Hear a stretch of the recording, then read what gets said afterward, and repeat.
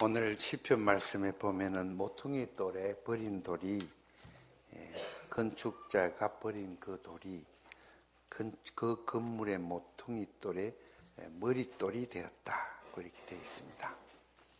이제 쓸데없다고 버린 것이죠. 그런데 그 돌이 요긴하게 사용되도록 하나님이 역사하셨다. 이제 왜 부활주일에 이런 말씀을 주셨을까요?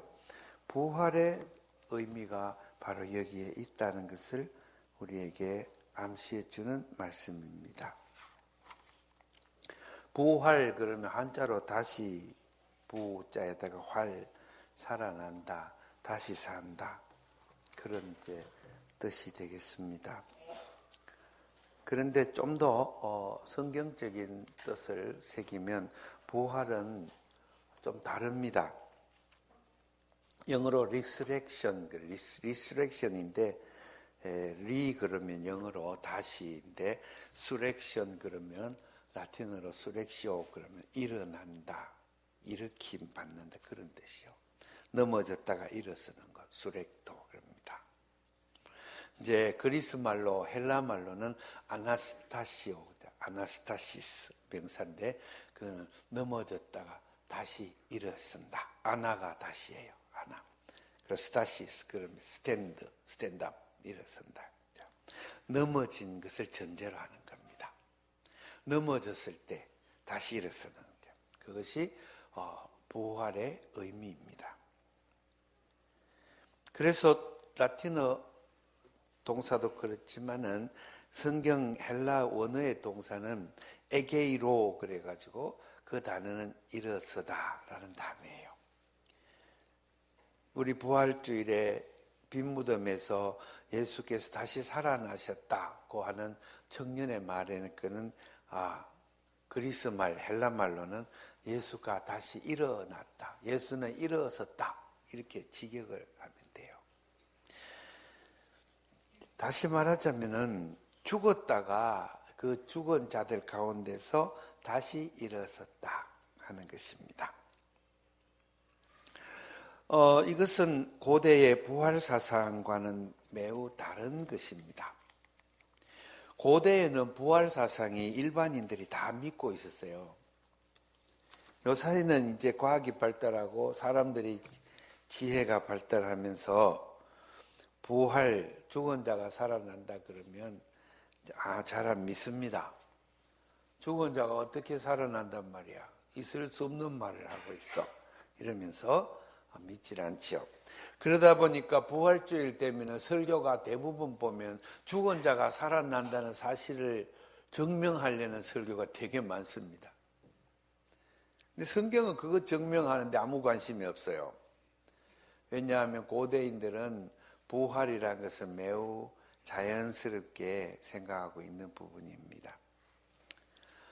특별히 이집트 문명권에서는 오시리스, 호루스 이런 몸들이 있습니다. 이집트 종교는 대부분 부활 신앙을 갖고 있습니다. 그래서 영혼 불멸이 된다고 믿기 때문에 영혼을 가진 자는 제가 죽었어도 그 시신이 잘 보존되면은 영혼이 다시 돌아와서 그에게 오면 그가 다시 살아난다고, 무덤에서 나온다고 믿었어요. 그리고 헬라 그리스 지방에서도 거기 보면은 부활 사상이 있습니다.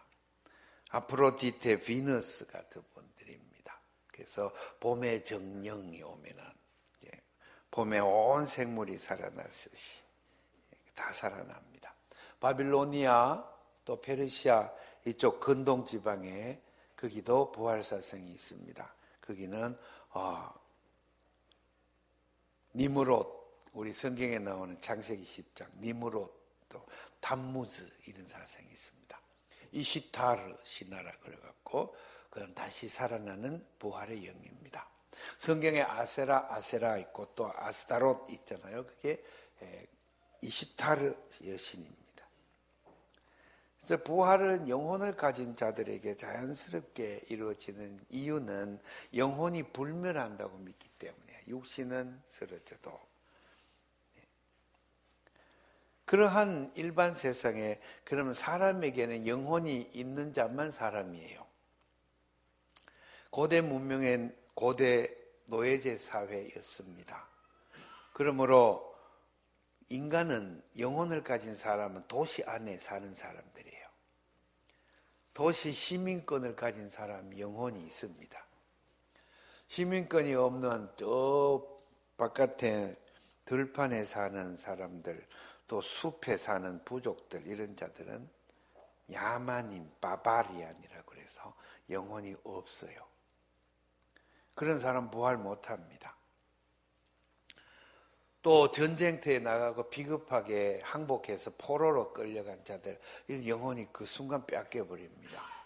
영혼이 없어요. 노예로 전락합니다. 노예는 짐승이지 인간이 아닙니다. 그게 영혼이 없기 때문입니다. 그리고 영혼을 가진 인간은 노동하지 않습니다. 노동하지 않고 사는 사람은 그냥 시민들입니다. 건축물을 공사할 때 노예들이 공사합니다. 성벽을 쌓을 때 노예들이 합니다. 그리고 농토에 농사를 지을 때 다 노예들이 합니다. 광산에 철을 캐내거나 구리를 캐낼 때도 노예들이 하고, 그리고 함선에 배를 젓고 갈 때도 그 힘든 노동은 노예들이 다 합니다.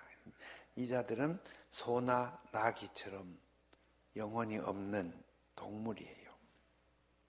이것이 고대 종교가 쌓아놓은 교리입니다. 교리. 이것을 성경은 우상숭배 종교라고 부릅니다. 우상숭배자들입니다. 그래서 이 자들은 황제를 신으로 모시고, 이집트의 황제는 파라오, 태양의 신이라고 태양신으로 모시고, 또 로마에는 황제를 갖다가 아우구스티누스부터 아우구스투스 태양의 신으로 모셨습니다. 태양신을 모시는 종교를 또 만들기도 했습니다. 이러한 시대 부활 사상이 지배자들의 사상이요, 또 저들의 몸을 미라를 만드는 데 시간이 많이 걸립니다.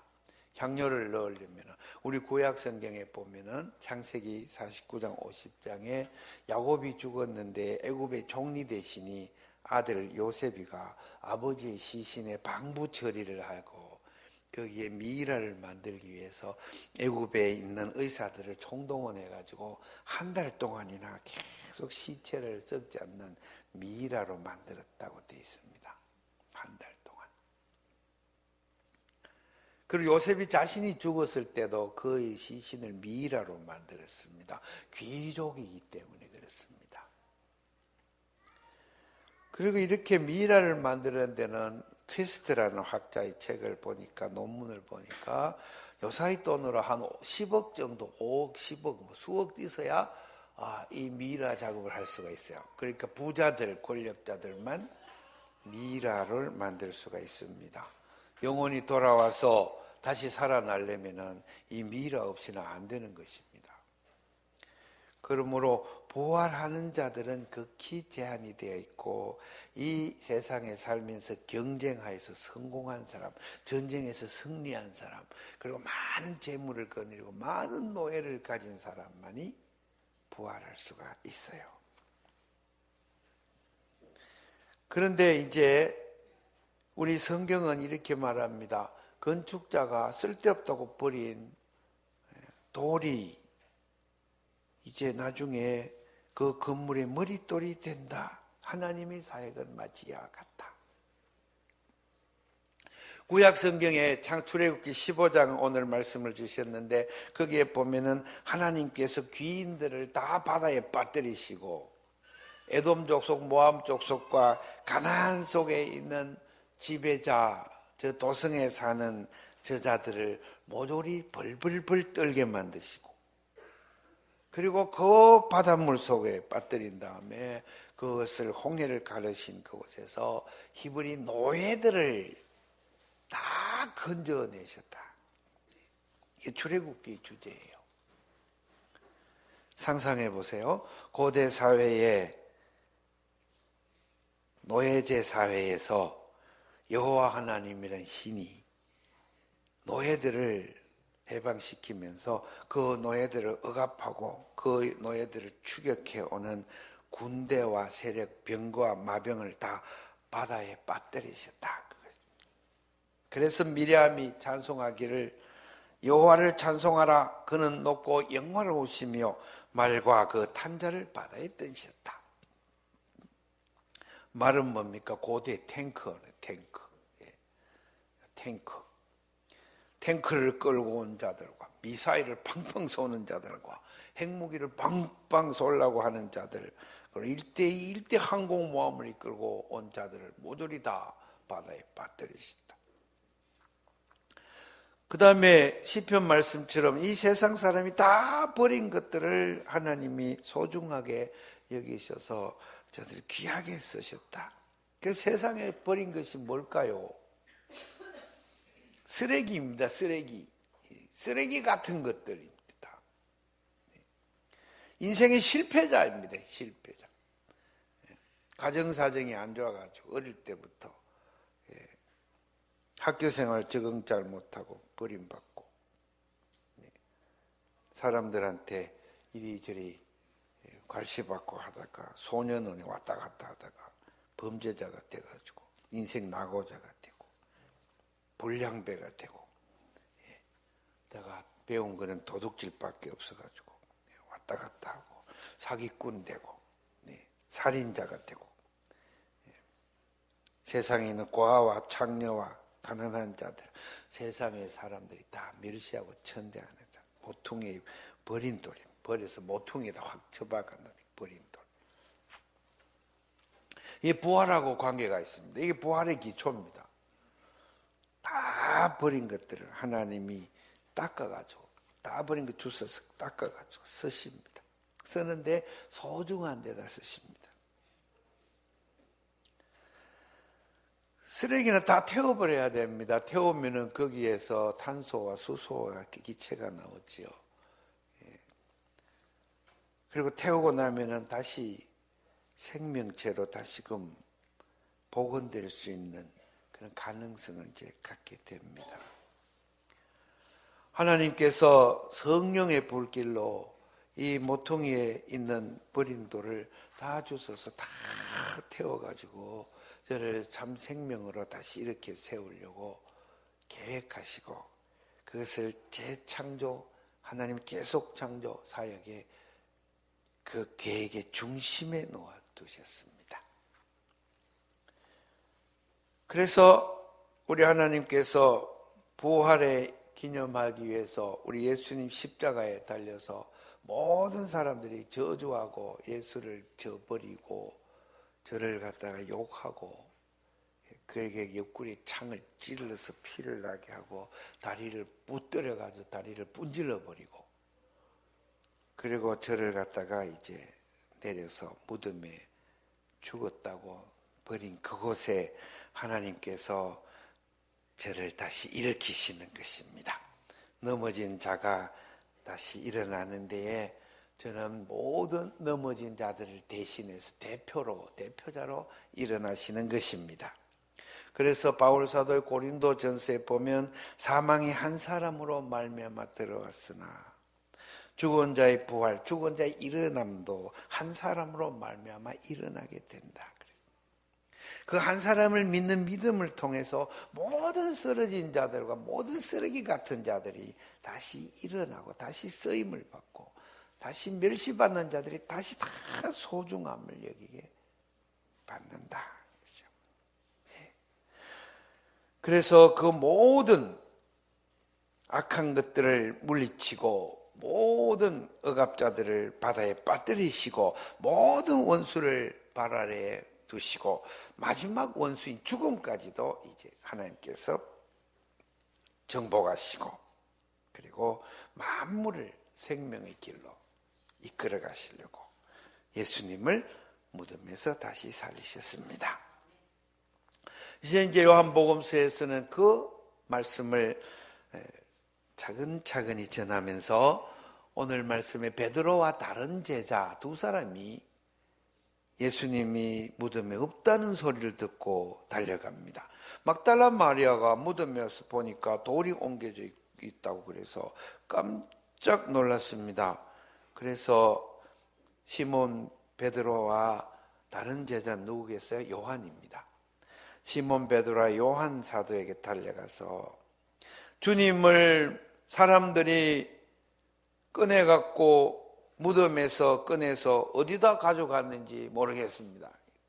도둑 맞았습니다 이 말이에요. 우리 예수님 시체가 도둑 맞고 없어요. 이렇게 했습니다. 우리 예수님이 사흘 만에 다시 살아나겠다고 예고를 하신 지 3번이나 예고를 하셨는데 제자들과 이 여사들은 그 말씀이 무슨 뜻인지 알지를 못했습니다. 왜? 부활이란 것은 장차 있을 일이요, 또 귀인들에게만 있을 일이요, 미라도 하지 않았기 때문에. 그래서 그것을 믿을 수가 없는 상황이었습니다. 그런데 두 제자가 달려가 보니 제일 먼저 요한이 들어가 고개를 쑥 밀고 들여다보니까 그 속에 오늘 4절입니다. 먼저 무덤에 이르러 구부려서 들여다봤더니 세마포가 놓여있는 게 보였습니다. 시체는 안 보였어요. 베드로가 그를 제끼고 먼저 들어갔습니다. 무덤 안에 쑥 들어갔습니다. 그랬더니 머리를 쌌던 수건도 세마포와 함께 있지 않고 딴 곳에 켜져 있었습니다. 그제서야 요한이 따라 들어가 보고 8절 그제서야 믿더라 이렇게 되어 있습니다. 부활 신앙이 여기서 처음 생겨난 것입니다. 뭘 믿었습니까? 예수님이 안 계시다 하는 사실이, 예수님이 죽은 자 가운데서 다시 일으킴을 받았다는 사실을 이제 믿게 된 것이죠. 그래서 9절 말씀에 성경 인용이 있는데 그가 죽은 자 가운데서 다시 살아나야 하리라 하신 말씀이 이루어졌다 그랬습니다. 메시아입니다. 그는 메시아. 메시아가 죽은 자 가운데서 다시 살아났다는 사실을. 이제 이러한 믿음은 어불성설입니다. 그 당시 보통 사람이 생각하기에는 그런 건 말도 안 되는 이야기입니다. 그런데 이것이 모든 백성들 가운데에 쓰레기 같은 자들에게, 버림받은 자들에게, 실패한 자들에게 복음이 되었습니다. 모든 고난받는 자들에게, 노예들에게, 그리고 영혼이 없다고 치부되는 자들에게, 이 부활은 하나의 기쁜 소식, 복음으로 다가갔습니다. 아, 미라를 안 해도 부활이 되는구나. 예수님을 살아났다는 사실을 믿는 자에게 부활이 있구나. 아, 믿기만 하면 부활이 우리에게도 있구나 하는, 이것은 복음입니다. 돈 안 내도 부활되는구나. 몇 억짜리 미라 안 해도 되는구나. 퀘스트, 아까 말씀드린 그 학자가 쓴 책에 부활의 민주화가 이루어졌다 이렇게 되어 있습니다. 되게 재밌는 말입니다. Democratization of the Resurrection. 부활의 민주화가 이루어졌다. 모든 백성들이 이제 쓰러진 영혼들, 실패한 인생, 깨어진 가정, 일찍 조실부모한 아이의 낙심한 마음에, 상처받은 심령에, 가난 때문에 못 먹고 못 살아서 지극히도 배고파 줄인 그 평생 줄여 사는 그 배고픈 한 속에 하나님의 생명의 기운이, 그래서 쓰러진 자들을 다 일으키시는 역사가, 이제 봄이 되면 들판에 숨겨져 있던 씨앗에서 싹이 나고 그곳에서 꽃이 피고 온 천하의 생명 기운이 넘치는 것처럼 예수님의 부활을 믿는 자들에게 그 믿음의 씨앗에서부터 부활의 꽃이 생명으로 확 피어났다고 한 사실은 우리 기독교 부활의 독특성입니다. 이것이 모든 세상의 어떤 종교에도 없는 사상입니다. 우리 기독교의 부활의 이 독특하고 고유한 신앙을 우리 성경은 증언하려고 복음서를 기록해 두고 로마서 15장을 우리에게 기록해 두고 있습니다. 성도 여러분, 부활절을 맞이했습니다. 우리가 갖고 있는 평소에 세속적인 생각이 있었습니까? 다 핀세트처럼 뽑아서 내버리시기 바랍니다. 우리의 머릿속에 말씀으로 가득 채웁시다. 말씀은 세상과는 완전히 다른 신앙사상입니다. 세상 사람들이 성공주의로 치달을 때 우리는 실패한 자들 옆으로 다가갑시다. 세상 사람들이 다 성공한 그 자리를 축하하고 그것만 바라보고 있을 때 우리의 시선을 건축자가 버린 모퉁이 돌로 시선을 향하고 꺾여져 쓰러진 그곳에, 죽음이 있는 그곳에 우리의 생명체들이, 성도들의 그 생명이 다가가서 그곳에 생명의 불을 확 질러서 온 들판에 하나님의 성령의 불꽃이 활활 타오르게 합시다. 그것이 우리 부활절 때 우리 성도들이 해야 될 사명인 줄로 믿습니다. 먼저 우리들이 생명의 그 존재로 이 세상에 어떠한 상처를 받았든 간에 다 내려놓고 꺾어진 무릎을 다시 이렇게 세우고 이 부활에 힘차게 일어나서 우리 하나님의 생명을 증언하는 성도들이 다 되기를 주의 이름으로 축복합니다. 아멘. 하나님 아버지 감사합니다. 아버지 하나님이 세상과 구별하여 교회를 거룩하게 세우셨으니 이곳의 부활도 거룩하게 하옵소서. 성도들이 깊이 깨닫게 하시고 우리 삶의 내용과 방향을 완전히 바꾸게 하여 주시옵소서. 부활의 성도들이 되게 하옵소서. 예수님 이름 받들어 기도드립니다.